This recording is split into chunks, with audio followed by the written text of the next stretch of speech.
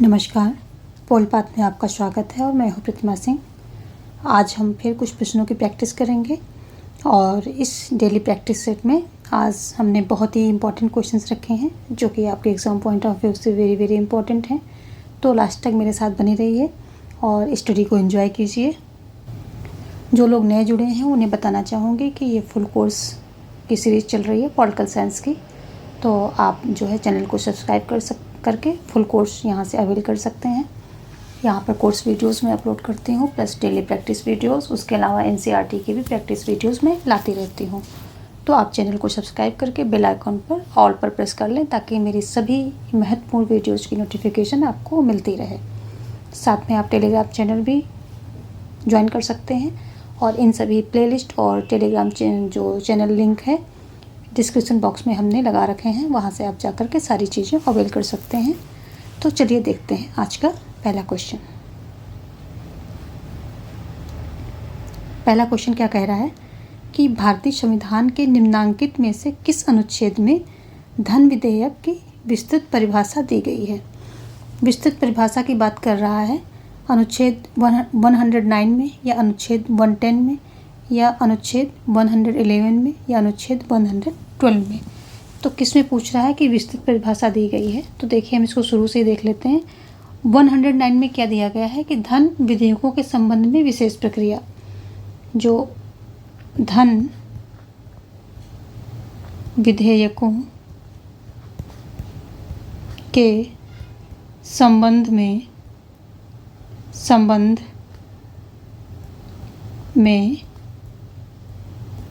विशेष प्रक्रिया, ये दिया गया है 109 में। और अगर हम इसी में एनसीईआरटी की बात कर लें कि आपकी एनसीईआरटी में क्या दिया गया है, तो 109 के तहत दिया गया है, क्या दिया गया है कि जो ये धन विधेयक है ये राज्यसभा में प्रस्तुत नहीं होगा। क्या दिया गया है कि धन विधेयक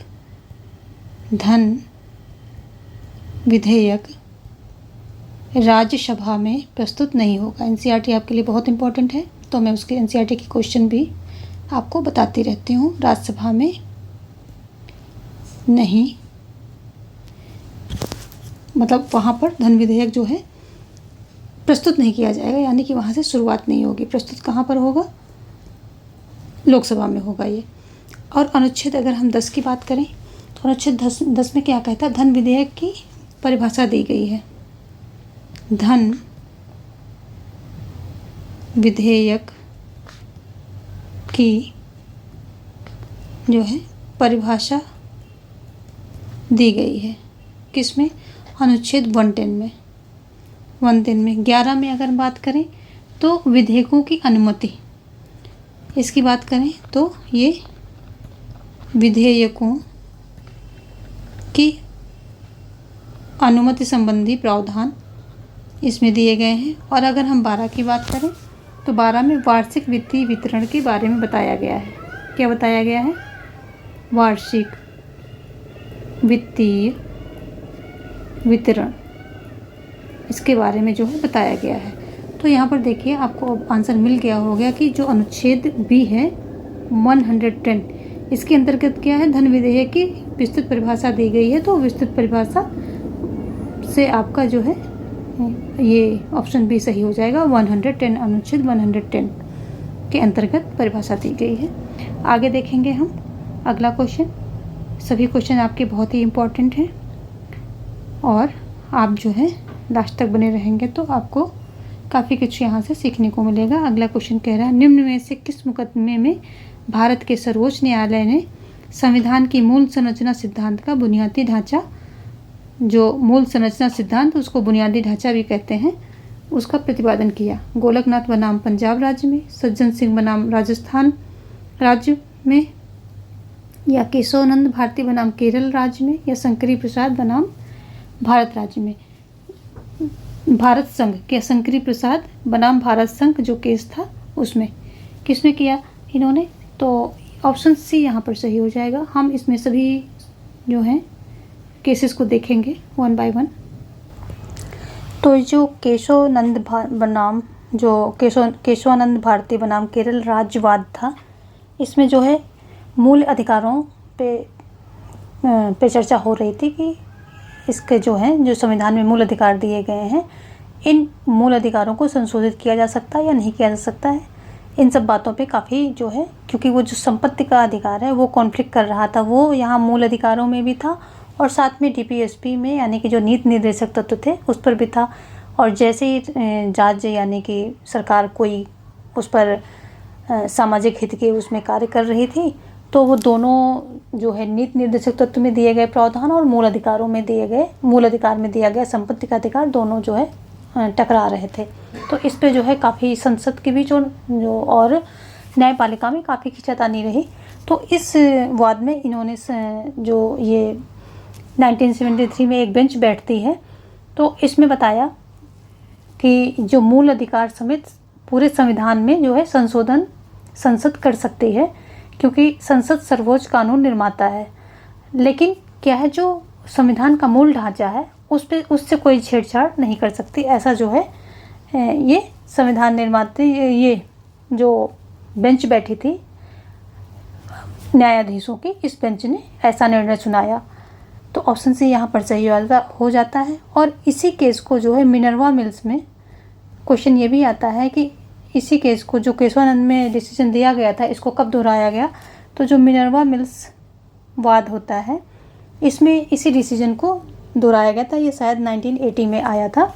तो इसी चीज़ को इसमें फिर से रिपीट किया गया था, इसी न्याय को, इसी डिसीजन को फिर से रिपीट किया गया था। तो ऑप्शन सी यहाँ पर सही होता है। देखते हैं अगला क्वेश्चन। भारत में वित्तीय आपातकाल से संबंधित प्रावधान पहली बार किस वर्ष लागू किए गए। यहाँ पर वित्तीय आपात की बात हो रही है, तो वित्तीय आपात से संबंधित प्रावधान पहली बार किस वर्ष लागू किए गए। 1962 में, 1965 में, 1971 में, या इनमें से कोई नहीं। तो ऑप्शन जो है यहाँ पर डी सही हो जाएगा, क्योंकि अभी तक भारत में वित्तीय आपातकाल लगा ही नहीं है। 1962 में जो है क्या हुआ था, ये 1962, 1965 और 1971 ये सब युद्ध के वर्ष यहाँ पर दिए गए हैं। और इसमें राष्ट्रीय आपातकाल लगाया गया था, जो कि 352 के अंतर्गत लगाया गया था। जो राष्ट्रीय आपातकाल किसके अंतर्गत, 352 के अंतर्गत जो है राष्ट्रीय आपातकाल की घोषणा की गई थी। राष्ट्रीय आपातकाल की घोषणा की गई थी।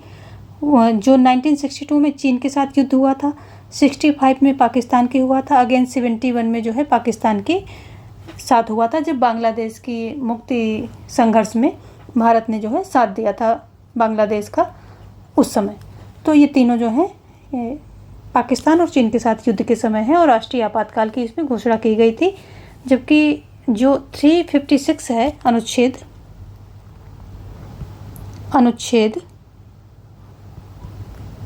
जो 356 है, ये क्या कहता है, ये जो है राष्ट्रपति शासन के बारे में, राज्यों में राष्ट्रपति शासन की बात करता है। और अभी तक जो है 100 बार से अधिक इसको प्रयोग हो चुका है। तो ये क्या कहता है, राष्ट्रपति शासन, राज्यों में राष्ट्रपति शासन की बात करता है। और अभी तक इसका उपयोग 100 बार से ज़्यादा हो चुका है। ऑप्शन यहाँ पर डी सही होगा। अभी तक जो है वित्तीय आपातकाल की नौबत भारत में नहीं आई है। आगे देखेंगे, निम्नलिखित आलेखों में से कौन सा आलेख गलत नज़रबंदी के मामले में जारी किया जाता है। परमादेश, निषेध, अधिकार परीक्षा या बंदी प्रत्यक्षीकरण। तो ऑप्शन डी यहाँ पर सही हो रहा, बंदी प्रत्यक्षीकरण। इसको हेबियस कार्पस भी बोलते हैं इंग्लिश में। इसी के अंतर्गत जो है ये होता है कि किसी व्यक्ति को जो है मजिस्ट्रेट के सामने सशरीर उपस्थित किया जाए, ताकि मजिस्ट्रेट उसकी जांच कर सके कि जो ये नज़रबंदी की गई है, जो ये गिरफ्तारी की गई है, ये वैध है या नहीं है, ये कहीं अवैध तो नहीं है, कहीं ये फालतू की गिरफ्तारी तो नहीं की गई है। तो 24 घंटे के अंदर उसको मजिस्ट्रेट, नियरेस्ट मजिस्ट्रेट के पास जो है उसको प्रत्यक्ष मतलब वहाँ पर उसके समक्ष उपस्थित करना होता है। तो ऑप्शन डी ही जो है गलत नज़रबंदी के मामले में जो है क्या करता है, आलेख संबंधित है। क्या है, बंदी प्रत्यक्षीकरण। जबकि अधिकार परीक्षा क्या कहता है, अधिकार परीक्षा कहता है कि अगर कोई जो है किसी पद पर गलत तरीके से फ्रॉड करके बैठा है तो वहाँ पर ये रिट जारी होता है कि आप किस अधिकार से वहाँ पर बैठे हैं, आपका अधिकार है क्या है, किस अथॉरिटी से आप वहाँ पर बैठे हैं, काम कर रहे हैं, या उस पद को आपने लिया हुआ है, ग्रहण किया हुआ है। आगे जो निषेध होता है, निषेध में क्या होता है कि अगर कोई भी अपने अधिकार क्षेत्र से बाहर जाकर के काम कर रहा, जो कोई भी है, संस्था है, कोई न्यायालय है, जो भी है, अपने अधिकार क्षेत्र से बाहर जाकर काम कर रहा है, तब उसमें ये रिट जारी की जाती है। जबकि परमादेश में ये होता है कि अगर कोई जो ये हमारे नौकरशाह हैं या कोई भी जो है राज्य में किसी पद पर बैठे हुए हैं, अगर ये अपने जो है कर्तव्यों का निर्वहन नहीं कर रहे हैं तो ये रिट जारी की जाती है कि हम तुम्हें आदेश देते हैं कि आप जो है अपने कर्तव्यों का निर्वहन भली भांति करें। तो ये परमादेश होता है। परमादेश का मीनिंग क्या होता है, मैंडमस होता है, निषेध का होता है प्रोहिबिजन, अधिकार परीक्षा का होता है क्यू वारंटो, बंदी प्रत्यक्षीकरण का होता है हेबियस कॉर्पस, और एक होता है उत्प्रेषण, उसका होता है सर्टियोरारी। 5 प्रकार की रिट्स होती हैं। तो जो उत्प्रेषण होता है, उत्प्रेषण, इसका होता है सर्टियोरारी, सर्टियोरारी इसका जो इंग्लिश होती है। यहाँ पर ऑप्शन डी सही हो रहा है। देखते हैं अगला क्वेश्चन। राज्य के सप्तांग सिद्धांत का प्रतिपादन सर्वप्रथम किसने किया? भीष्म, मनु ने, या कामंदक ने, या कौटिल्य ने? तो जो राज्य का सप्तांग सिद्धांत है ये कौटिल्य के द्वारा जो है प्रस्तुत किया गया है सर्वप्रथम। और इनके मत में जो है राज्य के 7 अंग होते हैं। जैसे आजकल राज्य के 4 तत्व बताए जाते हैं, उस समय कौटिल्य ने जो है राज्य के 7 अंग बताए थे, 7 अंग बताए थे, 7 अंग बताए थे। और इसमें कौन कौन सा है? इसमें है राजा, पहला आ जाएगा राजा, फिर अमात्य, राजा, अमात्य, कोष यानी कि खजाना, दुर्ग यानी कि किला, फिर आ जाएगी सेना, फिर आ जाएगी मित्र यानी कि जो मित्र राष्ट्र होते हैं, और फिर प्रजा जो है। इतने जो है 1 2 3 4 5 6 7 यस, इतने चीज़ें, ये इतने सब संस्थाओं को या इतने लोगों को जो इससे संबंधित थे, इनको 7 अंग, राज्य के 7 अंग बताए थे। तो ये सप्तांग सिद्धांत काफ़ी विख्यात है, किसका? कौटिल्य द्वारा दिया गया है। और आजकल जो है राज्य के 4 तत्व बताए जाते हैं, 4 तत्व बताए जाते हैं। क्या क्या बताए जाते हैं? सरकार, संप्रभुता, निश्चित भूभाग, निश्चित भूभाग और निश्चित भूभाग और जनसंख्या, ये 4 तत्व बताए जाते हैं। जो निश्चित भूभाग है इसको जो है कुछ लोग ये आवश्यक तत्व राज्य का नहीं मानते हैं, जैसे कि सीले, डिग्बी, विलोबी, ये सब नहीं मानते हैं। और संप्रभुता को प्राण तत्व कहा जाता है। इसको क्या बोला जाता है? प्राण तत्व, राज्य का प्राण तत्व बोला जाता है संप्रभुता को। संप्रभुता जो है सबसे जो है प्रमुख तत्व है राज्य का। तो ऑप्शन यहाँ पर डी सही हो रहा है। देखते हैं अगला क्वेश्चन। प्राचीन भारतीय राजनीतिक चिंतकों के अनुसार धर्म का अर्थ है, क्या है धर्म का अर्थ? परंपरा तथा विधि, कर्तव्य, समग्र संबंध, या उपरोक्त सभी। तो अगर हम भारतीय राजनीतिक चिंतन के अनुसार जाकर के देखें तो प्राचीन चिंतन में जो है धर्म का अर्थ था हमारे कर्तव्य।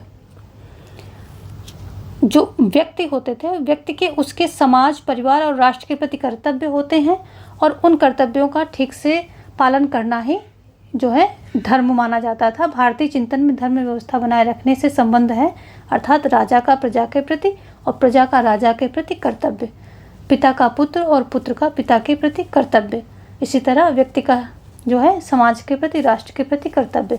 तो ये सारी चीज़ें हमारे जो है प्राचीन भारतीय चिंतन से संबंधित है। ऑप्शन यहाँ पर कर्तव्य बी सही हो जाएगा। आगे देखते हैं, अनुसूचित जातियों और अनुसूचित जनजातियों के लिए सेवाओं में प्रावधान निम्नलिखित में से किस अनुच्छेद के तहत किया गया है? अनुच्छेद 315, अनुच्छेद 335, अनुच्छेद 365 या अनुच्छेद 375। तो ये जो है प्रावधान अनुच्छेद 335 में किया गया है कि अनुसूचित जातियों और जनजातियों के लिए सेवाओं के प्रावधान का विश्लेषण इसी अनुच्छेद में किया गया है, अनुच्छेद 335। ऑप्शन यहाँ पर बी सही हो जाएगा। आगे देखते हैं, सूरत की फूट हुई थी। सूरत की फूट कब हुई थी? 905 में, 1905 में, 1906 में या 1907 में या 1919 में? ऑप्शन यहाँ पर सी सही हो जाएगा। 1907 में क्या हुआ था कि नरम और गरम क्या थे, जो नरम गरम गुट थे कांग्रेस में, उनमें फूट हो जाने से कांग्रेस जो है खंडित हो गई थी। क्या हो गई थी? कांग्रेस खंडित हो गई थी, यानी कि बट गई थी, खंडित हो गई थी, बट गई थी। तो 1907 में ये हुआ था। हम 1905 की बात करें तो इसमें होता है बंगाल विभाजन, इम्पॉर्टेंट है, देख लेते हैं। बंगाल विभाजन कब होता है? 1905 में होता है। 1906 में क्या होता है? वेरी वेरी इंपॉर्टेंट है ये भी। इसमें मुस्लिम लीग की स्थापना होती है। क्या होती है? मुस्लिम लीग की स्थापना होती है, इसमें स्थापना होती है। और जो है आगा खां सलीमुल्लाह द्वारा क्या होता है कि जाति और उस जाति के मतलब प्रतिनिधित्व मांगा जाता है। किसके द्वारा? आगा खां के द्वारा। किससे? जो ब्रिटिश सरकार होती है उससे। और यहीं से फिर जो है सांप्रदायिक निर्वाचन क्षेत्र की शुरुआत होती है, क्योंकि ये इस चीज़ को मानते हैं, फिर वो उस पर आगे काम करते हैं, क्योंकि वहाँ से तो उनको जो है बांटो और राज करो का एक मॉडल भी मिल जाता है। आगे देखेंगे 1909 में क्या हुआ था। 1909 में जो है मार्ले मिंटो सुधार, इसको बोल सकते हैं, मार्ले मिंटो सुधार अधिनियम आया था। मार्ले मिंटो सुधार अधिनियम इसमें आया था। और सांप्रदायिक निर्वाचन पद्धति का इसमें शुरुआत भी हुई थी। क्या मेन है, बहुत ही इम्पोर्टेंट है, सांप्रदायिक निर्वाचन पद्धति का इसमें जो है शुरुआत होती है। इसको जहरीला नाग या नाग के दांत का अधिकार जो अधिनियम भी बोलते हैं। किसको? इसको क्या बोलते हैं? जहरीला नाग या नाग के दांत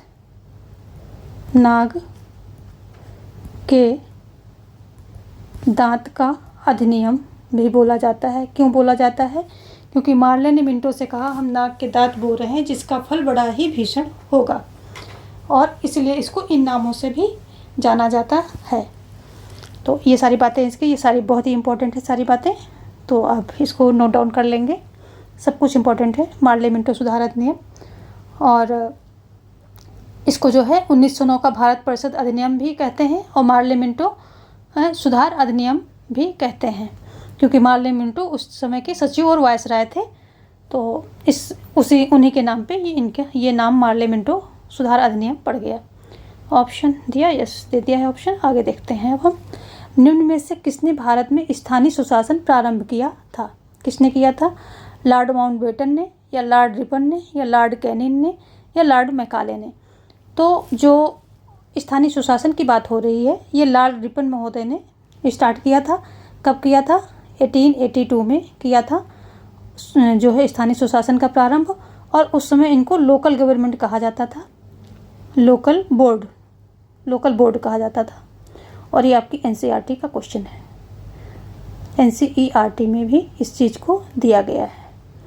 लोकल बोर्ड जो है कहा गया था। और जो सामुदायिक विकास कार्यक्रम थे वो 1952 में शुरू होते हैं। आपके एनसीईआरटी से बता रही हूँ, 1952 से ये जो है शुरू होते हैं। आगे देखते हैं दूसरी चीज़ें भी, ये भी इम्पोर्टेंट हैं। तो अगर हम लॉर्ड माउंटबेटन की बात करते हैं तो लॉर्ड माउंटबेटन में क्या होता है कि इसमें जो है इसके द्वारा भारत और पाकिस्तान दो स्वतंत्र राष्ट्र होंगे, ऐसा जो है दो स्वतंत्र राष्ट्रों का गठन किया जाएगा, ऐसा प्रावधान इस योजना में था, लॉर्ड माउंटबेटन योजना में था। और ये 3 जून को जो है लॉर्ड माउंटबेटन द्वारा पेश किया जाता है। तो इसको इसलिए इसको क्या कहते हैं,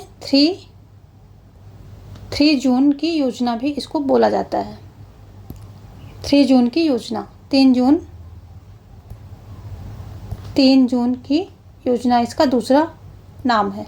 माउंटबेटन योजना को 3 जून की योजना भी कहा जाता है और इसके अंतर्गत भारत और पाकिस्तान को मतलब एक स्वतंत्र राष्ट्र के रूप में गठित करने का प्रावधान था। आगे देखें लॉर्ड कैनिंग जो है, जो 1961 का भारत शासन अधिनियम था, भारत परिषद अधिनियम था, इसके तहत इन्होंने क्या किया था कि लॉर्ड कैनिंग ने पोर्टफोलियो सिस्टम जो है, पोर्टफोलियो सिस्टम, इसकी शुरुआत की थी किसके, लॉर्ड कैनिंग के द्वारा की गई थी। लॉर्ड मैकाले की बात करें तो ये ड्रेन थ्योरी, शिक्षा के फील्ड में, शिक्षा के मतलब उसमें विभाग में ये ड्रेन थ्योरी लेकर आए थे। इसको छनन का सिद्धांत कहते हैं, छनन का सिद्धांत, ये जो है लॉर्ड मैकाले के द्वारा लाया गया था। तो ये सभी पॉइंट वेरी वेरी इंपॉर्टेंट है, डिस्कस कर लें, इसको आप जो है नोट डाउन कर लेंगे। हम आपसे ऐसी उम्मीद करते हैं ताकि आपको जो है रिवीजन लेने में एक जगह आपके सारे नोट्स आपको मिल जाएं। फिर ये वीडियो खोलेंगे, वो वीडियो खोलेंगे, उसमें आप लास्ट समय में टाइम बर्बाद करेंगे। ये सारे नोट्स आपके अपनी हैंड राइटिंग में आपके पास होनी चाहिए। अभी आपके पास है लगभग 2.5 महीने का समय है, आप अपनी प्रिपरेशन अच्छे से करते रहें और नोट्स पे ध्यान दें। नोट्स आपके अपने होने चाहिए, कहीं से भी पढ़ें लेकिन नोट्स आपके अपने होने चाहिए और एक जगह होने चाहिए, और जितने शॉर्ट फॉर्म में होंगे उतना अच्छा होगा। जितने शॉर्ट नोट्स होंगे, आपके माइंड में कॉन्सेप्ट होगा, सिर्फ फैक्ट वहाँ पर होना चाहिए, और जितना शॉर्ट होंगे उतना आप फास्ट रिवीजन ले पाएंगे और कई बार रिपीटिशन जो है कई बार हो जाएगा। और अभी के लिए आप रिवीजन बराबर लेते रहिए, रिवीजन मत छोड़िएगा। पढ़ाई के साथ साथ रिवीजन बहुत ज़रूरी है, अदरवाइज जितना आप मेहनत करेंगे वो सब बेकार हो जाएगा, क्योंकि रिवीजन नहीं लेंगे तो पीछे से भूलते जाएंगे। तो जो आप स्ट्रेटजी बनाए हैं पढ़ाई की, उसमें जो है आपका स्टडी का टाइम होना चाहिए, प्लस रिवीजन का टाइम होना चाहिए, प्लस आपके शॉर्ट नोट्स तैयार होते रहें अभी से। चलिए क्वेश्चन देखते हैं, क्योंकि कुछ लोग पूछ रहे थे कि मैम थोड़ा सा इसके लिए बता दीजिए कि कैसे क्या स्ट्रेटजी जो है फॉलो करें। तो ये सबसे बेस्ट स्ट्रेटजी है कि जो आपका स्टडी का टाइम है उसमें आपका notes, short notes, very short notes होने चाहिए, बहुत ही जितना संक्षिप्त हो सकता है। वो आपको लास्ट टाइम में इतना बेनिफिट देगा कि आप सोच भी नहीं पाएंगे। प्लस डेली का रिवीजन होना चाहिए, प्लस आपकी अपनी स्टडी जो है वो तो होनी चाहिए। तो रिवीजन एंड शॉर्ट नोट्स पे बेहद ही ध्यान देना है आप लोगों को। आगे देखते हैं, प्रतिनिधित्व का कौन सा सिद्धांत प्रत्यक्ष लोकतंत्र को प्रतिष्ठा देता है? प्रतिक्रियावादी सिद्धांत, अनुदारवादी सिद्धांत, उदारवादी सिद्धांत या क्रांतिकारी सिद्धांत? तो ऑप्शन डी यहाँ पर सही हो जाएगा, क्रांतिकारी सिद्धांत, क्योंकि इसके जो है मुख्य प्रवर्तक कौन है? रूसो एवं 9 वामपंथी। रूसो एवं जो है 9 वामपंथी क्या है? इसके मेन समर्थक हैं। और प्रतिनिधित्व का कौन सा सिद्धांत प्रत्यक्ष लोकतंत्र को प्रतिष्ठा देता है? तो यही क्रांतिकारी सिद्धांत जो है प्रत्यक्ष लोकतंत्र को प्रतिष्ठा देता है। इसमें जो है लोकमत को सबसे अधिक महत्व दिया जाता है और यह सिद्धांत प्रतिनिधि शासन को अस्वीकार करता है। यानी कि जब जनता एक प्रतिनिधि को भेजती है और प्रतिनिधि जाके उसकी तरफ से डिसीजन लेते हैं और कार्य करते हैं, तो उसको अस्वीकार करता है। कहता है वो प्रतिनिधि अपने हिसाब से शासन ले रहा है और जनता का कहाँ उसमें कुछ रह गया। 5 साल बाद आएगा तब का तब देखा जाएगा, अभी तो प्रतिनिधि अपनी मनमानी कर सकता है, तो उसको अस्वीकार करते हैं। ये प्रत्यक्ष लोकतंत्र यानी कि जनता प्रत्यक्ष रूप से सारी डिसीजन मेकिंग में पार्टिसिपेट करे और सारी चीज़ों में जनता जो है पार्टिसिपेशन जनता का होना चाहिए, डिसीजन मेकिंग में और लॉ मेकिंग में जो भी है, उसको ये सबसे अच्छा जो है तंत्र क्या है, लोकतंत्र मानते हैं। शासन प्रणाली सबसे अच्छी मानते हैं किसको? प्रत्यक्ष प्रजातंत्र को। तो ऑप्शन डी यहाँ पर सही हो जाएगा। देखते हैं आगे। अगला क्वेश्चन क्या कह रहा है कि भारत में संघीय सरकार को सर्वप्रथम प्रस्तावित किया गया 1909 के इंडियन काउंसिल एक्ट के द्वारा, या 1919 के भारत सरकार अधिनियम द्वारा, या 1935 के भारत सरकार अधिनियम द्वारा, या 1950 के भारतीय संविधान के द्वारा। तो भारत में संघीय सरकार को सर्वप्रथम प्रस्तावित किया गया, तो कब किया गया था? ये किया गया था जो वर्ष 95 में भारत शासन अधिनियम के तहत इसमें प्रावधान किया गया था, जैसे कि संघीय सरकार की स्थापना इसमें की गई थी। तो यहाँ पर हो जाएगा 1935 के भारत सरकार अधिनियम के द्वारा। 1909 में जो था ये मार्ले मिंटो सुधार अधिनियम आता है। 1909 में क्या आता है? मार्ले मिंटो सुधार अधिनियम आता है। इसमें जो है सांप्रदायिक निर्वाचन क्षेत्र का जो है निर्माण किया जाता है। और 1919 की अगर हम बात करें तो इसमें जो है क्या होता है कि इसमें जो बजट पर मतदान का अधिकार मिलता है, बजट पर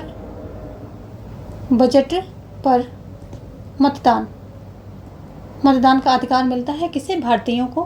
प्लस इसमें जो है द्विसदनीय विधानमंडल यहीं से शुरू होता है। 1919 से द्विसदनीय विधानमंडल शुरू होता है। उसके पहले क्या होता है? एक सदनीय होता है।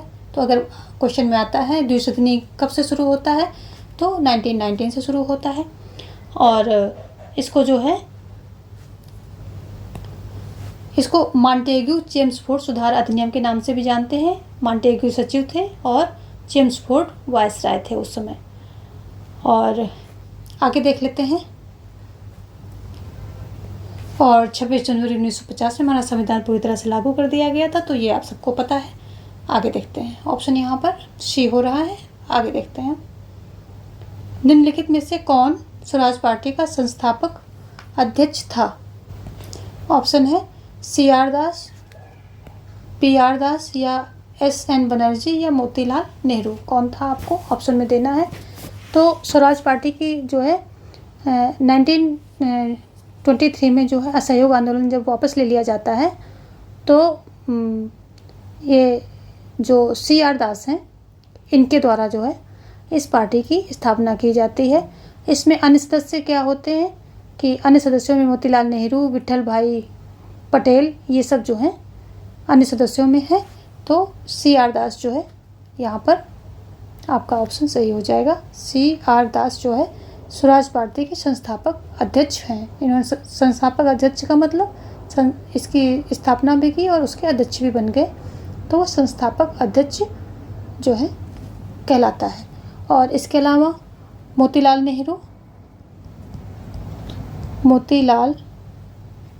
नेहरू जवाहरलाल नेहरू के पिता थे ये। और कौन था? और विट्ठल भाई पटेल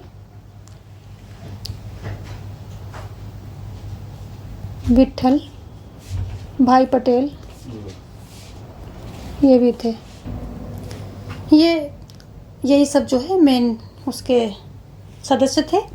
और आगे देखते हैं अगला क्वेश्चन क्या कह रहा है? भारतीय राष्ट्रीय आंदोलन में 1885 से 1905 की अवधि में किसका प्रभुत्व था? किसमें पूछ रहा है? भारतीय राष्ट्रीय आंदोलन में। तो जो भारतीय राष्ट्रीय आंदोलन में 1885 से 1905 तक की अवधि में नरम दल के उदारवादियों की कांग्रेस में प्रमुखता थी और इन्हीं का जो है प्रभुत्व था। तो यहाँ ऑप्शन में आपका जो है नरम दल आ रहा है ए में, तो ऑप्शन ए जो है सही हो जाएगा, क्योंकि इसमें नरम दल की जो है कांग्रेस में किसकी नरम दल की प्रमुखता थी, तो इन्हीं का जो है प्रभुत्व भी था। आगे देखते हैं। ऑप्शन ए यहाँ पर जो है सही हो रहा है। अगला क्वेश्चन कह रहा है प्रांतों में द्वैत शासन प्रणाली लागू हुई। द्वैत शासन प्रणाली की बात कर रहा है प्रांतों में, तो 1861 में या 1892 में या 1919 में या 1935 में। तो अगर हम द्वैत शासन प्रणाली की बात करें, अभी हमने इसके पहले जो है डिस्कस किया है कि द्वैत शासन प्रणाली 1919 से शुरू हो गई थी और जो है इसमें जो है 1919 में द्वैत शासन प्रणाली शुरू होती है। कहाँ पर? प्रांतों में। और इसमें क्या है, हस्तांतरित विषय और अहस्तांतरित विषयों को भी इसमें डिवाइड किया गया था। हस्तांतरित और अहस्तांतरित यानी कि आरक्षित जो थे वो केंद्र के पास थे और उसमें जो वायसराय की परिषद होती थी वही सिर्फ कानून बनाती थी। हस्तांतरित पे जो है ये प्रांत सरकारें भी बनाती थी, लेकिन फाइनल डिसीजन का मतलब अप्रूवल के बाद ही होता था। और जो 1961 का भारत परिषद अधिनियम था, इसमें क्या होता है, वायसराय को अध्यादेश जारी करने की शक्ति मिल जाती है और ये अध्यादेश 6 महीने तक जो है प्रभावी रह सकता था। और जो है इसमें क्या हो गया, लॉर्ड केनिन के द्वारा पोर्टफोलियो सिस्टम की शुरुआत की गई। और अगर हम 1892 की बात करें तो इसमें जो है क्या होता है कि इसमें जो भारतीय थे उनको क्या मिलता है, जो बजट होता है, बजट पे बहस करने का अधिकार मिलता है। बजट पे बहस करने का अधिकार किसको? भारतीयों को मिलता है। और अगर हम 1919 की बात करें तो इसमें मिलता है इनको मतदान का अधिकार। बजट पर मतदान का अधिकार ही मतदान का अधिकार इनको मिलता है। और 1909 में इनको क्या है, पूरक प्रश्न पूछने का अधिकार मिलता है। 1935 की अगर हम बात करें तो जो है संघ शब्द का प्रयोग सबसे पहले 1935 के अधिनियम में ही पहली बार संघ शब्द का प्रयोग किया गया था इस अधिनियम के द्वारा। और ये ऑप्शन जो है यहाँ पर सी सही हो रहा है कि द्वैत शासन प्रणाली 1919 से प्रांतों में शुरू कर दी जाती है। आगे देखते हैं। नेक्स्ट क्वेश्चन क्या कह रहा है कि भारतीय राष्ट्रीय कांग्रेस की स्थापना किस वर्ष में की गई थी? 1985 में, 1896 में, या 1887 में, या 1888 में? तो भारतीय राष्ट्रीय कांग्रेस की स्थापना होती है 1885 में और यहाँ पर एक भी ऑप्शन सही नहीं है, तो इसको हम 18 बना देते हैं। 1885 में हुई थी, ऑप्शन ए यहाँ पर सही कर देते हैं। चलिए देखते हैं अगला क्वेश्चन। असहयोग आंदोलन का अनुमोदन कांग्रेस के किस अधिवेशन जो है 1920 में किया गया था? तो ये जो है असहयोग आंदोलन का अनुमोदन ये किस में किया गया था? तो ये दिसंबर 1920 के नागपुर अधिवेशन में किया गया था। किस में? जो ये ऑप्शन डी यहाँ पर है, दिसंबर में जो इनका नागपुर अधिवेशन होता है 1920, कब होता है? 1920 में होता है। ये 1920 में होता है। कब होता है? दिसंबर में होता है। तो इसी नागपुर अधिवेशन में जो है ये क्या करते हैं कि ये असहयोग आंदोलन का इसमें अनुमोदित किया जाता है। ऑप्शन जो है डी सही हो जाएगा। अगला क्वेश्चन क्या कह रहा है, यहाँ पर सूचियों को मिलान करना है और कोड का प्रयोग करके सही आंसर देना है। Rajendra Prasad, young India, Lala Lajpat Rai, at the feet of and Maulana A K. Azad, the Indian struggle, और Subhash Chandra Bose Subhash Chandra Bose, India wins freedom. तो अगर हम देखें जो डॉक्टर राजेंद्र प्रसाद है, इनकी बुक है एट द फीट ऑफ किसकी है? डॉक्टर राजेंद्र प्रसाद की है। लाला लाजपत राय की है यंग इंडिया। यहाँ पर मिसप्रिंट लग रहा है क्योंकि लाला लाजपत राय नहीं, यहाँ पर महात्मा गांधी होना चाहिए। महात्मा गांधी होना चाहिए क्योंकि ये इनकी जो है ये इसका संपादन, यंग इंडिया पत्रिका का संपादन करते थे। कौन? महात्मा गांधी। तो ये हो गया। मौलाना ए.के. आज़ाद का हो जाएगा ये जो है इंडिया विंस फ्रीडम, और सुभाष चंद्र बोस का हो जाएगा द इंडियन स्ट्रगल। तो क्या हो जाएगा? दूसरा पहला और चौथा तीसरा, दूसरा पहला चौथा तीसरा, ऑप्शन बी जो है यहाँ पर सही हो जाएगा। देखते हैं नेक्स्ट क्वेश्चन। अगला क्वेश्चन क्या कह रहा है, सर्वप्रथम किसने संवैधानिक शासन का सिद्धांत प्रतिपादित किया। तो संवैधानिक सिद्धांत जो है सर्वप्रथम किसने प्रतिपादित किया, आपको बताना है। जॉन लॉक ने, जॉन स्टुअर्ट मिल ने, रूसो ने या मॉन्टेस्क्यू ने, किसने किया। तो सर्वप्रथम जो है ये संवैधानिक शासन का सिद्धांत प्रतिपादित करने वाले जॉन लॉक महोदय थे। जॉन लॉक जो है प्रथम राजनीतिज्ञ शास्त्री थे जिन्होंने संवैधानिक शासन का सिद्धांत प्रतिपादित किया था। और जॉन स्टुअर्ट मिल की अगर हम बात करें तो ऑन लिबर्टी इनकी पुस्तक है। इसमें इन्होंने अपने स्वतंत्रता संबंधी विचार दिए क्योंकि ये स्वतंत्रता के प्रबल समर्थक थे। ठीक है। और सब्जेक्शन ऑफ वुमेन, क्योंकि ये औरतों के अधिकारों के लिए भी काफ़ी इन्होंने आवाज़ लगाई, तो इनकी दूसरी बुक फेमस है सब्जेक्शन ऑफ वुमेन। रूसो की बात करें, सामान्य इच्छा की बात करते हैं, सामान्य इच्छा का सिद्धांत इन्होंने दिया। और इनकी जो बुक है वो सोशल कॉन्ट्रैक्ट है, कॉन्ट्रैक्ट इनकी पुस्तक का नाम है। और अगर हम मॉन्टेस्क्यू की बात करें तो इन्होंने जो है शक्ति के जो है पृथक्करण का सिद्धांत इनके द्वारा दिया गया है, जिसमें सरकार के तीनों अंग न्यायपालिका, कार्यपालिका एवं जो है व्यवस्थापिका, विधायिका, कार्यपालिका और न्यायपालिका तीनों स्वतंत्र होते हैं, अपने अपने क्षेत्र में स्वतंत्रता एवं सक्षमता से काम करने के लिए फ्री होते हैं। जॉन लॉक की बात करें तो इनकी जो है टू ट्रीटीज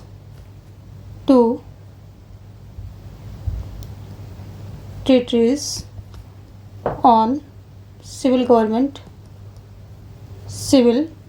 इनकी पुस्तक है। इसके 2 खंड हैं। एक खंड में जो है इन्होंने जो रॉबर्ट फिल्मर का दैवीय उत्पत्ति का सिद्धांत है उसको जो है खंडित किया है, उस पर निशाना साधा है। और सामाजिक समझौते का सिद्धांत इन्होंने दिया है। और दूसरे खंड में इन्होंने क्या है, और इसके दूसरे खंड में क्या करते हैं, ये हॉब्स के निरंकुश राजतंत्र का हॉब्स का निरंकुश राजतंत्र का विचार होता है, इसका भी खंडन करते हैं। और दूसरे खंड में ही अपने राजनीतिक विचार इसी बुक में प्रस्तुत करते हैं। तो पहले में ये रॉबर्ट फिल्मर के जो है दैवीय उत्पत्ति के सिद्धांत का खंडन करते हैं। और दूसरे में हॉब्स के निरंकुश राजतंत्र का खंडन करते हैं। दोनों का जो है ये खंडन करके अपने राजनीतिक विचार देते हैं। और इसी पर जो है जो वेपर महोदय कहते हैं कि जो है जॉन लॉक की पुस्तक है ये 2 नाली बंदूक है, जो कि एक नाली इसकी जो है किस पे, रॉबर्ट फिल्मर पर तनी हुई है, और दूसरी जो है किस पर है, ये दूसरी जो है हॉब्स पर तनी हुई है, ऐसा ये बोलते हैं। तो ऑप्शन यहाँ पर ए आपका सही हो रहा है। देखते हैं अगला क्वेश्चन। अपनी मृत्युशैया पर पड़े हुए किसने कहा था कि मैं शीघ्र मरने वाला हूँ महात्मा जी, मैं स्वराज देखने के लिए जिंदा नहीं रह पाऊँगा। गोखले, तिलक, मोतीलाल नेहरू, चित्तरंजन दास। तो ये शब्द जो उपर्युक्त शब्द हैं ये किसके द्वारा कहा गया था, ये मोतीलाल नेहरू के द्वारा कहा गया था महात्मा जी से। और ये क्या थे, जवाहरलाल नेहरू के पिता थे। और इन्होंने ये कहा था कि मैं जो है मृत्युशैया पर हूँ, स्वराज देखने के लिए जिंदा नहीं रहूँगा। ऐसे जो है सी ऑप्शन यहाँ पर सही हो जाएगा इसका। आगे देखते हैं क्वेश्चन। अगला कह रहा है कि निम्नलिखित में से किसने servants of India society, Bharat सेवक समाज, किसने जो है ये इसका गठन किया। तो सर्वेंट्स ऑफ इंडिया सोसाइटी किसके द्वारा किया गया था। यहाँ पर ऑप्शन है बाल गंगाधर तिलक, एम.जी. राणा, दादा भाई नौरोजी या गोपाल कृष्ण गोखले। तो सर्वेंट्स ऑफ इंडिया सोसाइटी जो है गोपाल कृष्ण गोखले के द्वारा इस गठन किया गया था इस सोसाइटी का। अगर हम बात करें कि जो है बाल गंगाधर तिलक ने क्या किया था, तो बाल गंगाधर तिलक के द्वारा शिवाजी तथा गणेश महोत्सव का प्रारंभ किया गया था।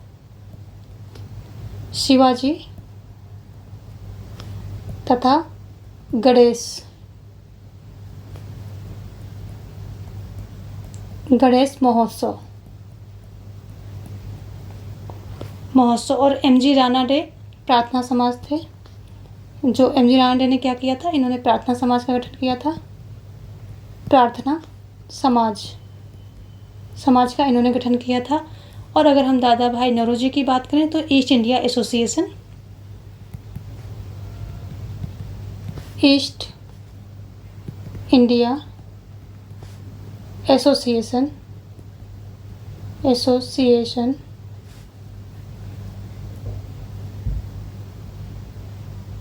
एसोसिएशन ये दादा भाई नौरोजी से संबंधित है।